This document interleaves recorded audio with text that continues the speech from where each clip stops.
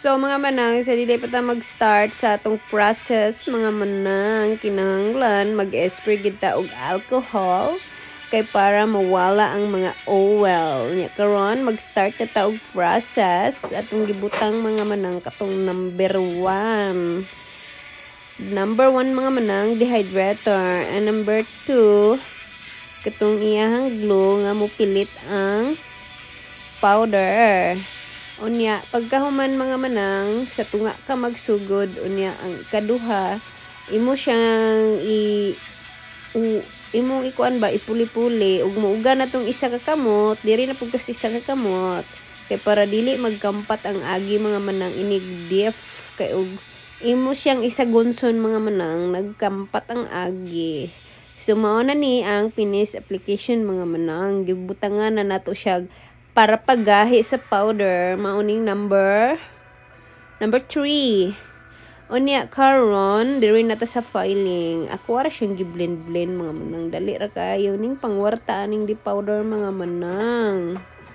Ingon ana ra day nagbutang dayon ko og base coat mga manang, kay para inig mag-design ako di unya masayop ko mga manang, baka di man kita perfect, masipyat man kita.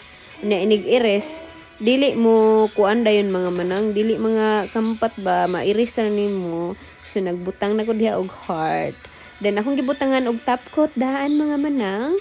Unya pagbutang og top coat nako mga manang, nagbutang na po dayon ko og matte top coat kay para og mag-apply na ko sa chrome, dili siya mo pilit sa matte mga manang.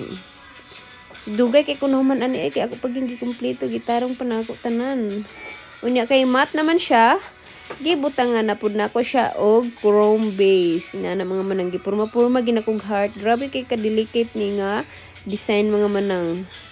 Dugay kay kuno man ani kay lagot kay ko ani kay naning kamot tigo ani nga matarong ni siya, kay di ko gusto nga mag-goal ni ako mga customer kay ako man dako og paningil. Unya ug bati kay mauwa pud ta og ingon nga mao nay presyo, nya bati kayo ang result. Kinahanglan nga gwapo gid ang result kay para ang customer dili mo balibad kung mo bayad na sila. Ni ako jung hinay-hinay gyud kay para dili mga kampat, kay kung makampat ni mga manang wala impas magutro na punta. Ni gipaawahin ako ni siya na akong pinakalas nga client mga manang, kay kabalo man ko nga pagtining dugaya mo man ni iyahang nails. So ako siyang gipalas kay kanang chrome nga design mga manang lisod kay siya himon ba kung di ka kabalog technique, magpikit-pikit mangud siya god nya hugaw kayong agi kung di ka kabalo sa technique. So mo ni karon nga i-share nako sa inyo ha kung unsay technique mga manang, kay syempre kinsa may magtinabangay kita ramang mga gwapa.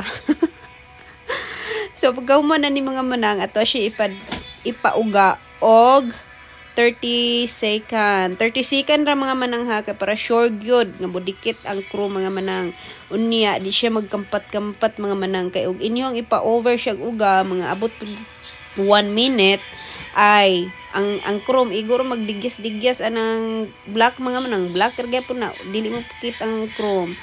Unya kung inyo pong i-lower siya, halimbawa ibutan niyo sa 10 seconds, dili pod siya mag mirror effect mga manang, lahi ang ngayang effect. So kinahanglan didto gid mo sa on top gid mo sa 30 second mga manang, kay para mag mirror effect siya.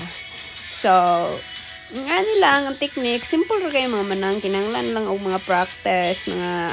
So happy tanahuman mga manang, excited na ko unsaon pagbutang sa chrome, kay kabalo ko excited na pod mo mga manang. So pagkahuman na ni gipansak na nako dito mga manang, unya nagkuha ko og chrome, ani akong gipahid-pahid tanawa di nag mirror effect siya, di ba? So gamayan ra ninyo og butang mga manang. So magkuha mo ni pahid ninyo sa paper towel ingon ana para dili siya mo kampat og maayo. Pagkahuman iniuha dayon ninyo og apply ang kuan mga manang, ang chrome powder inyo ding i-brush para mawala tong mga dust niya. Unya magtapkot na dayon. For more video mga manang, please share my video and follow my page. At mag-comment din kayo sa baba mga manang kung ano yung gusto nyong malaman or matutunan mga manang para magawa natin ng video mga manang. Thank you so much. Bye mga manang. I love you.